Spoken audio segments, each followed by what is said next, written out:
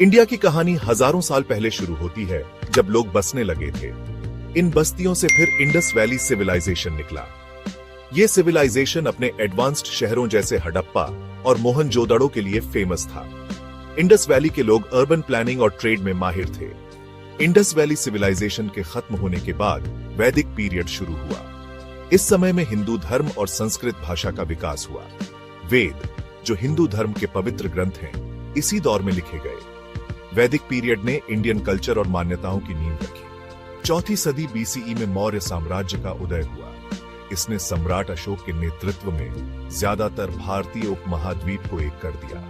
अशोक बौद्ध धर्म अपनाने और शांति और अहिंसा का प्रचार करने के लिए जाने जाते हैं। उनके शिलालेख, जो स्तंभों और चट्टानों पर लिखे गए हैं, आज भी पूरे भारत में देखे जा सकते हैं।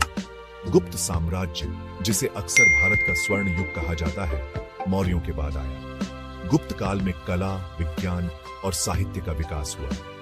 आर्यभट्ट जैसे गणितज्ञों और वराहमिहिर जैसे खगोलविदों ने महत्वपूर्ण योगदान दिया।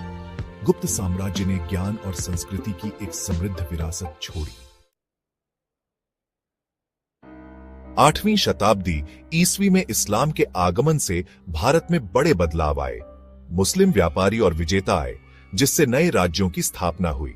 दिल्ली सल्तनत, जो मुस्लिम राजवंशों की एक श्रृंखला थी, ने सदियों तक उत्तर भारत के अधिकांश हिस्सों पर शासन किया। 16वीं शताब्दी में बाबर द्वारा स्थापित मुगल साम्राज्य भारतीय इतिहास के सबसे शक्तिशाली साम्राज्यों में से एक बन गया। अकबर, जहांगीर और शाहजहां जैसे मुगल बादशाह कला, वास्तुकला और संस्कृति के संरक्षण के लिए प्रसिद्ध हैं। ताजमहल, मुगल वास्तुकला की एक उत्कृष्ट कृति, उनकी विरासत का प्रमाण है। ब्रिटिश ईस्ट इंडिया कंपनी, जो शुरू में एक व्यापारिक कंपनी थी, धीरे धीरे भारत में राजनीतिक नियंत्रण हासिल कर लिया। 19वीं सदी के मध्य तक अधिकांश भारत ब्रिटिश शासन के अधीन था। अंग्रेजों ने भारत के संसाधनों का शोषण किया और प्रशासन और शिक्षा की अपनी प्रणालियां लागू की। 19वीं सदी के अंत और 20वीं सदी की शुरुआत में भारतीय स्वतंत्रता आंदोलन ने गति पकड़ी।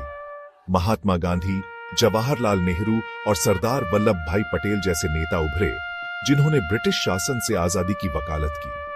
गांधी जी के अहिंसक प्रतिरोध के दर्शन, सत्याग्रह, ने लाखों भारतीयों को प्रेरित किया। एक लंबे और कठिन संघर्ष के बाद भारत ने आखिरकार 15 अगस्त 1947 को आजादी हासिल की। इस ऐतिहासिक घटना ने भारत में ब्रिटिश उपनिवेशवाद का अंत किया। हालांकि इसने देश के भारत और पाकिस्तान में विभाजन का भी नेतृत्व किया।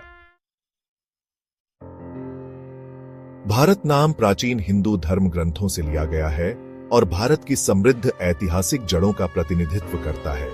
इंडिया नाम सिंधु नदी से आया है, जो देश की भौगोलिक पहचान को दर्शाता है। हिंदुस्तान नाम मुगल काल के दौरान प्रमुखता से आया और उस युग के सांस्कृतिक प्रभाव को दर्शाता है। हर नाम ऐतिहासिक और सांस्कृतिक महत्व रखता है, जो भारत की विविध विरासत के अलग अलग पहलुओं को दर्शाता है। स्वतंत्र भारत ने कई चुनौतियों का सामना किया, जिनमें गरीबी, अशिक्षा और सामाजिक असमानता शामिल है। हालांकि 1947 के बाद से देश ने विभिन्न क्षेत्रों में महत्वपूर्ण प्रगति की है। भारत अब एक संपन्न अर्थव्यवस्था और एक जीवंत लोकतंत्र के साथ एक प्रमुख वैश्विक शक्ति है। प्राचीन सभ्यताओं से लेकर आधुनिक राष्ट्र राज्य तक भारत की यात्रा उसके लचीलेपन और अनुकूलन क्षमता का प्रमाण है। देश का समृद्ध इतिहास उसके वर्तमान और भविष्य को आकार देता रहता है।